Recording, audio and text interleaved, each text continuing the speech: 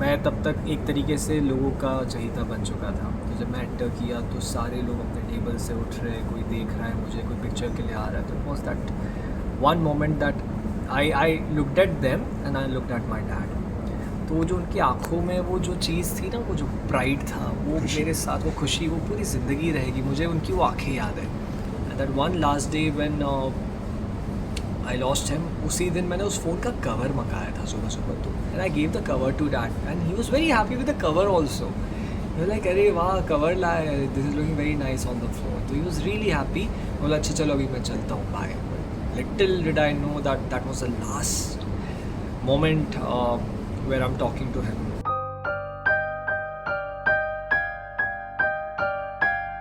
प्यारा सा लिखा हुआ था कि बेटा जो मैं ना कर सका वो तुम पूरा करना। तो जब मैं एक्टर बन गया तो मुझे ऐसा लगा कि मैंने पापा का सपना पूरा किया है। वो जो लाइन है जो मैंने अभी कहा कि जो मैं ना कर सका वो तुम पूरा करना, हर दिन होती है उनकी कमी महसूस।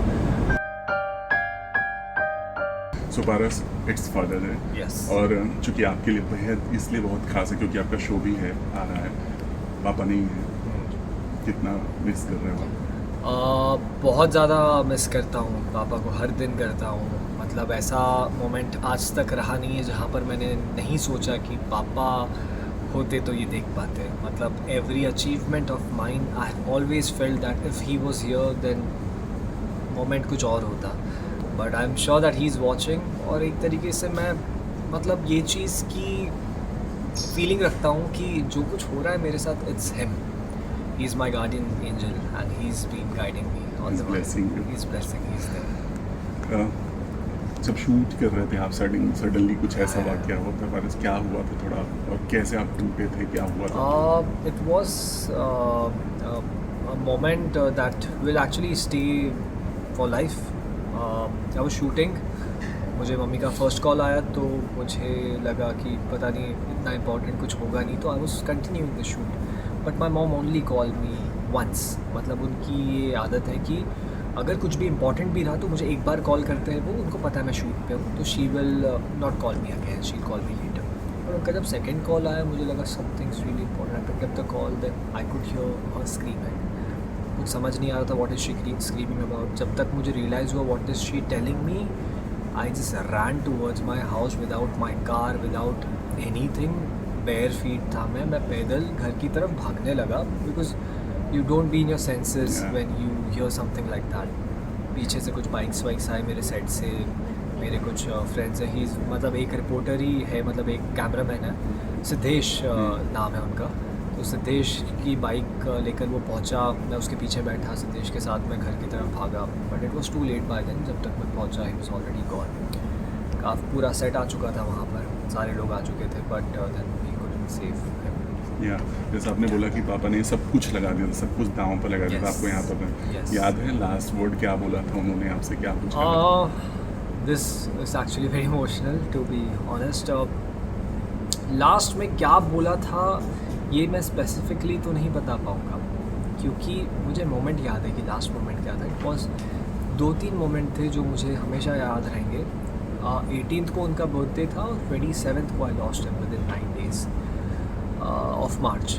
तो जब 18th को बर्थडे था उससे 3 दिन पहले मॉम डैड की एनिवर्सरी थी। तो 2 बैक टू बैक इवेंट्स थे और 2 इवेंट्स पे हम लोग बाहर गए थे। I took my family out on dinner. So dad could see that fame of mine which he wanted to see when we entered the restaurant. I was at that position in life. I was doing a show where मैं तब तक एक तरीके से लोगों का चहेता बन चुका था। तो जब मैं एंटर किया तो सारे लोग अपने टेबल से उठ रहे, कोई देख रहा है मुझे, कोई पिक्चर के लिए आ रहा है। तो it was that one moment that I looked at them and I looked at my dad. तो वो जो उनकी आँखों में वो जो चीज़ थी ना, वो जो प्राइड था, वो मेरे साथ, वो खुशी, वो पूरी ज़िंदगी रहेगी। मुझे उनकी वो आँखें याद है। एंड उसके बाद जब उनका बर्थडे था तो I gave him a phone. मैंने उन्हें एक फ़ोन दिया था एंड उन्होंने उस फ़ोन की फ़ोटोज़ ना अपने सारे फ्रेंड्स को भेजी थी। Like he send that picture, that specific phone का बॉक्स कि my son has gifted me this, my son has gifted me this, ये वो। And that one last day when I lost him, उसी दिन मैंने उस फ़ोन का cover मंगाया था सुबह सुबह। तो मैं भाग के नीचे गया, बिकॉज उस टाइम पे कोविड का ऐसा टाइम था कि सोसाइटीज़ वो पार्सल्स ऊपर लाने नहीं दे रही थी। तो मेरा मेरा शूट का टाइम हो चुका था, बट मैं फिर भी नीचे गया, मैं वो पार्सल लेके आया, मैंने खोला and I gave the cover to dad and he was very happy with the cover also. You like अरे वाह कवर लाए, this is looking very nice on the phone. तो ही वाज रियली हैप्पी. बोला अच्छा चलो अभी मैं चलता हूँ, bye. Little did I know that that was the last moment where I am talking to him. But या ऐसा काफ़ी कुछ एक लास्ट कॉल भी आया था डैड का, literally 10 minutes before I lost him. उनका एक कॉल आया था where he was talking about me changing that apartment. He was telling me कि वो ब्रोकर आने वाला है, उसको बोलना कि अभी ना आए, बिकॉज अभी हम कहाँ शिफ्ट करेंगे कोविड के टाइम पे.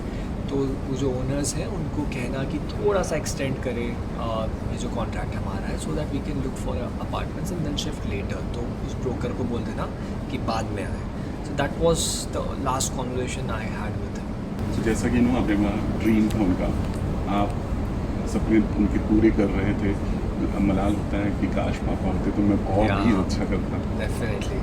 बट वो ड्रीम एक तरीके से धीरे धीरे स्टेप बाय स्टेप मुझे लग रहा है कि मैं वहाँ पहुँच रहा हूँ. मैंने कहीं पे ऐसे ना पता वो शायरी पढ़ी थी, वो जो इंस्टा पे आती है, सोशल मीडिया पे देखने मिलती है आपको सब कुछ. तो कहीं एक ऐसा किसी का बहुत ही प्यारा सा लिखा हुआ था कि बेटा जो मैं ना कर सका वो तुम पूरा करना. तो मुझे ये सारी चीज़ें बहुत छू जाती है. तो मुझे वो मोमेंट याद है, पापा बहुत सालों पहले ना मुंबई आए थे एक्टर बनने और वो नहीं बन पाए फॉर सम रीजंस. कभी उनको कुछ मिला, उनकी कहानी हम लोग बचपन में सुनते थे, वो बताते थे कि ये प्रोड्यूसर से मिले थे, फिर ये मूवी के लिए पहुंच गए, उनको रिप्लेस कर दिया गया लास्ट मोमेंट, तो ही कुडंट मेक इट. मतलब then he got back home. तो एक तरीके से उन्होंने मुझसे कभी नहीं कहा कि तू एक्टर बन. एज अ फैमिली तो वो चाहते थे मैं इंजीनियर बनूँ अपनी बहन की तरह, बट पता नहीं क्यों फॉर सम रीज़न मेरे अंदर था कि मुझे बनना है एक्टर. तो जब मैं एक्टर बन गया तो मुझे ऐसा लगा कि मैंने पापा का सपना पूरा किया है. वो जो लाइन है जो मैंने अभी कहा कि जो मैं ना कर सका वो तुम पूरा करना. तो एक तरीके से धीरे धीरे स्टेप बाय स्टेप हर दिन मैं वो उनका सपना पूरा कर रहा हूँ. तो एक तरीके से ऐसा लग रहा है जैसे कि I am living my dad's dream. But कहते हैं ना कि मेंस जो होता है अपनी दुख लोगों के सामने नहीं बयां करते. बट वो कौन सा मोमेंट होता है जब आप अकेले में पापा के लिए रोते हो? कई मोमेंट्स हैं ऐसे, मतलब अभी भी कुछ टाइम पहले भी ऐसा कोई मोमेंट है नहीं जैसे कि मैं लास्ट महीना कमी आपको महसूस होती है ना? हर दिन होती है उनकी कमी महसूस. मतलब मेरे तो कई सारी शायरियों में उनका जिक्र है, कई सारे ऐसे मोमेंट्स हैं जहाँ पर मैं उन्हीं की बातें करता हूँ, अपनी बहन से करता हूँ, because she is also very very attach to everybody in our family. तो दी भी बहुत ज़्यादा मिस करती है डैड को, तो काफ़ी बार हमारी ये सब बातें होती रहती है. असली कोई शायरी है जो आप अगले कहना चाहेंगे? लिखी है मैंने, मुझे याद नहीं है, बट कोई नहीं. जो भी फैंस देख रहे हैं आपको, जो भी डैड नहीं है, जिनके भी नहीं है, उनको भी कुछ कहना चाहेंगे? मैं बस इतना ही कहना चाहता हूँ कि ये एक ऐसा वॉइड है जो पूरी ज़िंदगी कभी ना हील होगा ना भर पाएगा. बस एक ही तरीका है इस चीज़ से उभरने का, वो है अपने आप को साबित करके, उनके हर वो सपने पूरे करके जो वो होते तो आपके लिए दिखते. तो बस ऐसा कभी लाइफ पे कुछ नहीं करना जो आप रिग्रेट करो या फिर आपको लगे कि जब पापा होते ये करने पे देते कान के नीचे. तो कभी लाइफ में ऐसा कुछ मत करना, किसी का दिल मत दुखाना. बस अच्छा काम करते रहो, आपके साथ सब कुछ अच्छा होता रहेगा. Happy fathers day to everybody out there and just keep loving your parent, keep loving your father, keep loving your mother. और जो भी दिल में है अपने पापा से आज के दिन में